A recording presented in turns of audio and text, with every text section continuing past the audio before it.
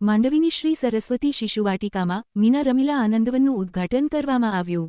વિદ્યાભારતી ગુજરાત પ્રદેશ સંલગ્ન Shrimati Maniben Premji Karani memorial trust સંચાલિત શ્રી સરસ્વતી શિશુવાટિકામાં મીના રમીલા આનંદવન અનાવરણ કાર્યક્રમ યોજાયું હતું. મુંબઈના મીના દિનેશ જેઠાલાલ શાહ તથા રમીલા પ્રેમજી થાવર શાહ આનંદવનના દાતા રહ્યા હતા. આ કાર્યક્રમમાં શિશુવાટિકામાં જરૂરી એક સ્માર્ટબોર્ડ માટે 2 લાખ રૂપિયાની જાહેરાત નવીનભાઈ ગાલા તથા શશિકાંતભાઈ શાહ તરફથી કરાઈ હતી. બલજિંદર સિંઘ બલ્લુ, ડોક્ટર નીતિન પેથાણી, વિષ્ણુ પટેલ, એસીપી દત્તાસીદામ સાહેબ, દિનેશ જેઠાલાલ શાહ, પ્રેમજી થાવર શાહ, મનીષ સોની, હિરજીભાઈ કારાણી, શાંતિલાલ ગણાત્રા, ધર્મેશભાઈ જોશી, ગીતાબા રાઠોડ, ઈશ્વર દડગા, કિશનસિંહ જાડેજા, અશોક ફોફીડી, ચંદ્રકાંત ચોથાણી, કૈલાશ ઓઝા, અર્જણ હિરાણી, વિજય શાહ, નરેન સોની, રશ્મિકાંત સોની, દીપક સોની, દિનેશ શાહ, મહેશ દવે, પારસભાઈ, હેમલ શાહ વગેરે ઉપસ્થિત રહ્યા હતા. કાર્યક્રમનું સંચાલન અરવિંદભાઈ ગઢવીએ કર્યું હતું.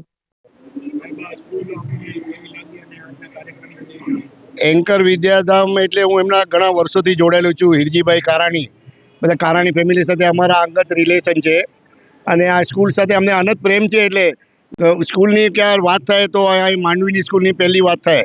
અને આજે બલ્લુજી જે આપણી સાથે આવ્યા છે એ બહુ અતિ વ્યસ્ત એમનો સમય હોય છે. એમના એક એક પ્રોગ્રામ લાઇનથી હોય છે અને પૂરા ઇન્ટરનેશનલ આર્ટિસ્ટ છે. અને આજે બલ્લુજી ખાસ આજે અહીંયા પધાર્યા છે. માંડવીમાં ફર્સ્ટ ટાઈમ માંડવીમાં આવ્યા છે. बहुत ही अच्छा लगा भारतीय संस्कृति से ओतप्रोत ये स्कूल देखकर।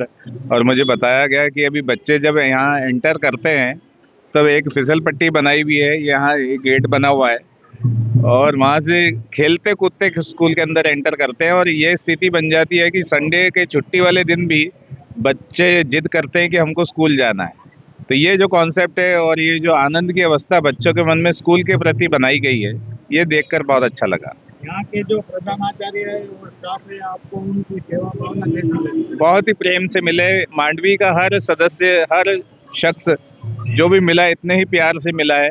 और यहाँ का जो फाफड़ा और साथ में कच्चे पपीते की जलेबी, अभी दाबेली खाएंगे. अभी दाबेली भी कह रहे हैं कि खिलाएंगे, तो वो खा के बिल्कुल, देखिए इंदौर में मैं रहता हूँ, वहाँ भी हमें फाफड़ा मिलता है, लेकिन बिल्कुल ओरिजिनल जो स्वाद है गुजरात का वो यहाँ मिला। बहुत आनंद आया।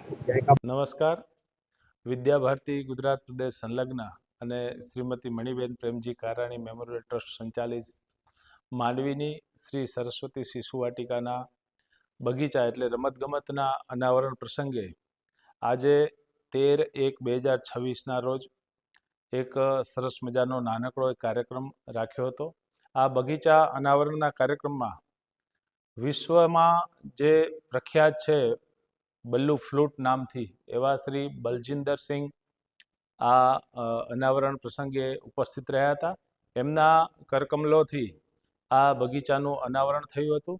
એની સાથે આ બગીચા માટે જેને અનુદાન આપ્યું છે એવા દિનેશ જેઠાલાલ શાહ અને પ્રેમજીભાઈ થાવર શાહ બંને વિલે પાર્લા મુંબઈથી ખાસ અહીંયા ઉપસ્થિત રહ્યા હતા.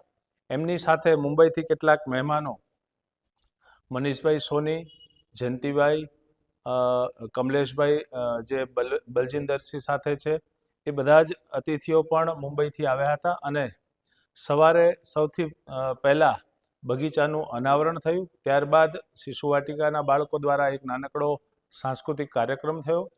અતિથિઓનું સન્માન થયું.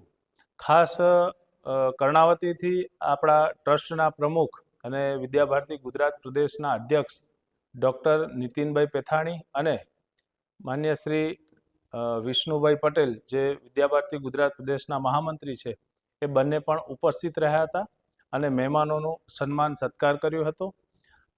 સ્થાનિક સમિતિના અધ્યક્ષ માન્ય શ્રી શાંતિલાલભાઈ ગણાત્રા, વ્યવસ્થાપક ટીમમાંથી ઈશ્વરભાઈ દડગા, કિશનસિંહ જાડેજા, અશોકભાઈ ફોફિંડી, રિંકલબેન શ્યામ આર્યશ્યામ વાડિયા, આ બધા જ વ્યવસ્થાપક ટીમ પણ ખડે પગે ઊભી રહી હતી.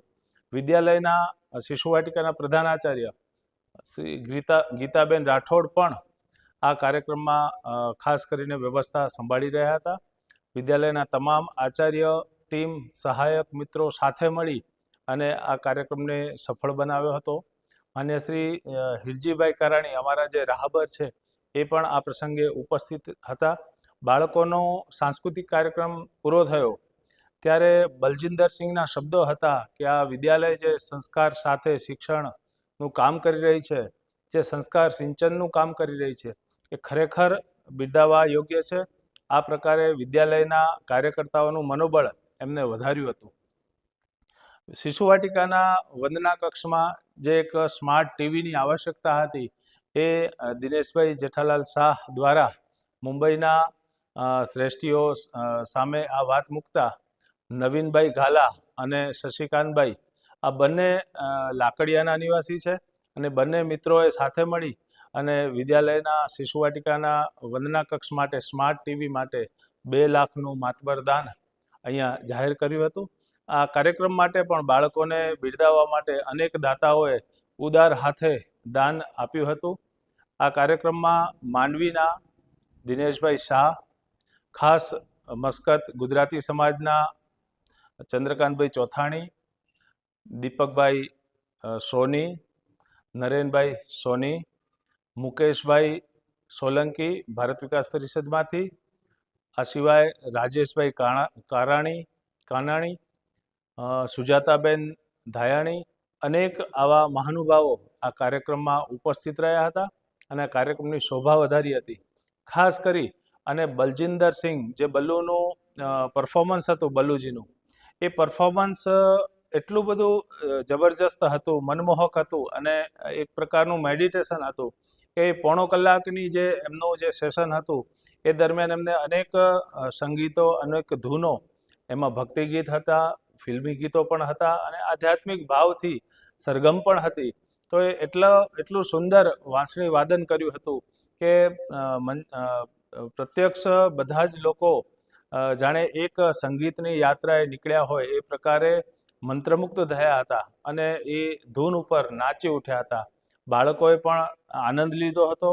આવેલ કલાકારોએ પણ, માંડવીના ખ્યાતનામ કલાકાર વાંસળીવાદક આપણે સૌ જાણીએ છીએ, મહેશભાઈ દવે હોય, પરાગભાઈ હોય, આ તમામ હેમેનભાઈ હોય, આ તમામ કલાકારો પણ ઉપસ્થિત રહ્યા હતા અને કાર્યક્રમ ખૂબ સફળ રહ્યો હતો. આ કાર્યક્રમના અંતે સૌએ સાથે મળી અને આ ક્ષણને માણી હતી અને આનંદ કર્યો હતો. બાળકોના આનંદમાં સૌનો આનંદ છે એ પ્રકારની સંતોષની લાગણી વ્યક્ત કરી હતી. આ કાર્યક્રમ ખૂબ સફળ રહ્યો હતો. અસ્તુ. ભારત માતા કી જય.